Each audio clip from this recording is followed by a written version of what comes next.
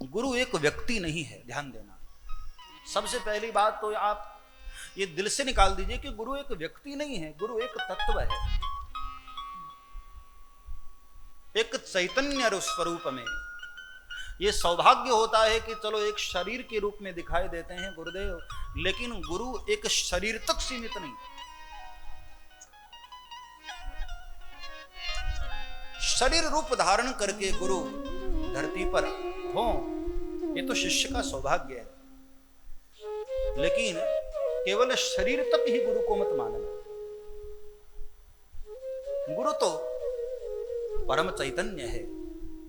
जब भगवान श्री कृष्ण श्रीमद् भगवद गीता में अर्जुन को ज्ञानोपदेश कर रहे थे, तो भगवान श्री कृष्ण ने चौथे अध्याय में कहा ना कि हे अर्जुन, जो ज्ञानोपदेश मैं तुमको कर रहा हूं, यही ज्ञानोपदेश मैंने पहले सूर्य को किया, बाद में वैवस्वत मनु के पास आया, फिर इक्ष्वाकु के पास आया, और फिर वही ज्ञान आगे आगे बढ़ता रहा। तो अर्जुन को भी बड़ा कंफ्यूजन हो गया कि प्रभु आप कह रहे हैं कि ये ज्ञान आपने सूर्य को दिया, हाँ? तो आप तो महाराज अभी प्रकट हुए हैं, आपका अवतार तो भी हुआ है महाराज, जितनी हमारी उम्र है लगभग उसी से मिलती जुलती आपकी उम्र है, और सूर्य तो पुरातन है, ये कैसे हो सकता है?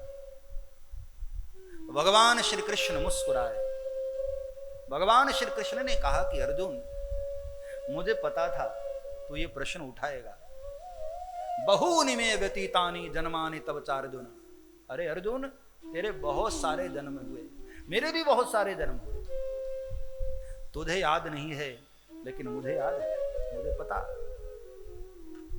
जब भगवान श्री कृष्ण ये कह रहे हैं ना कि यही ज्ञान मैंने सूर्य को दिया था, तो इसका मतलब है कि वो अपने आप को कृष्ण नहीं मान रहे।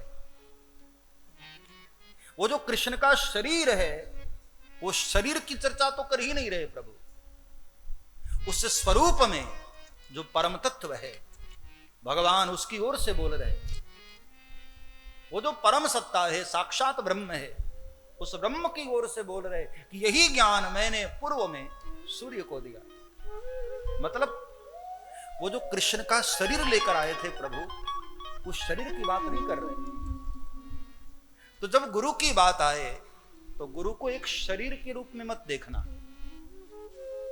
गुरु एक परम तत्व है, इसलिए तो कहा गया गुरु साक्षात परब्रह्म। गुरु साक्षात परब्रह्म है। गुरु का न कोई नाम है न कोई रूप है। ब्रह्म का कोई रूप नहीं, और जिसका रूप ही न हो उसका नाम कैसे हो सकता है? नाम तभी होगा जब रूप होगा। रूप ही नहीं होगा तो नाम कैसे रख सकते हो? इसलिए गुरु एक तत्व के रूप में आप देखो, एक व्यक्ति के रूप में नहीं। कई लोग कहते हैं ना कि गुरुदेव की मृत्यु हो जाए फिर क्या करना चाहिए? क्या दूसरों गुरु कर ले? इसी प्रश्न का उत्तर बाबा तुलसी यहां दे रहे हैं। वंदे बोधमयम नित्यम। बाबा तुलसी ने पहली ही पंक्ति में एक बात को स्पष्ट कर दिया कि गुरु कभी मरता नहीं है।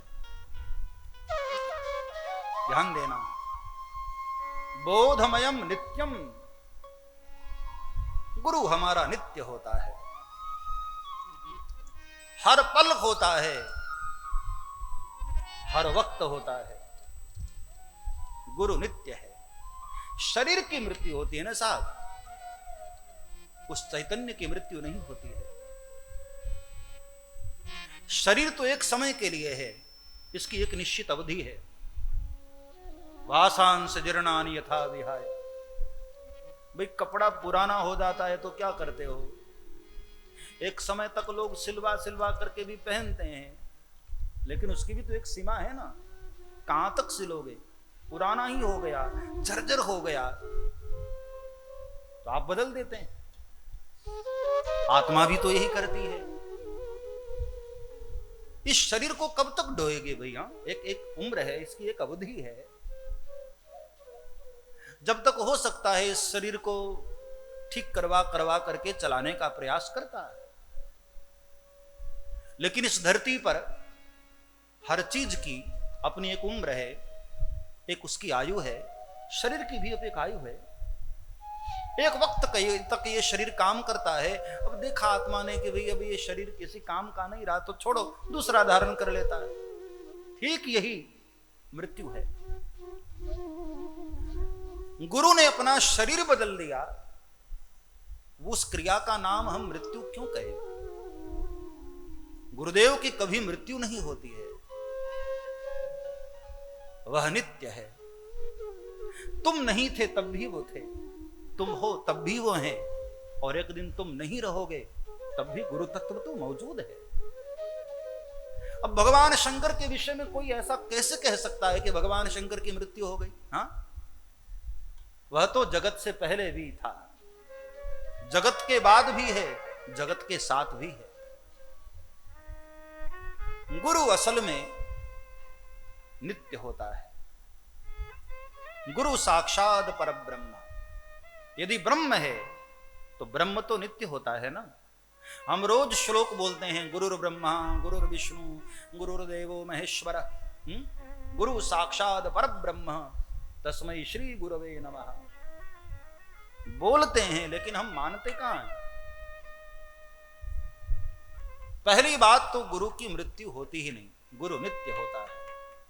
सब्सक्राइब करें श्री चिन्मयानंद बापू जी के YouTube चैनल को और हमारे वीडियोस को सबसे पहले देखने के लिए बेल आइकॉन को दबाना न भूलें।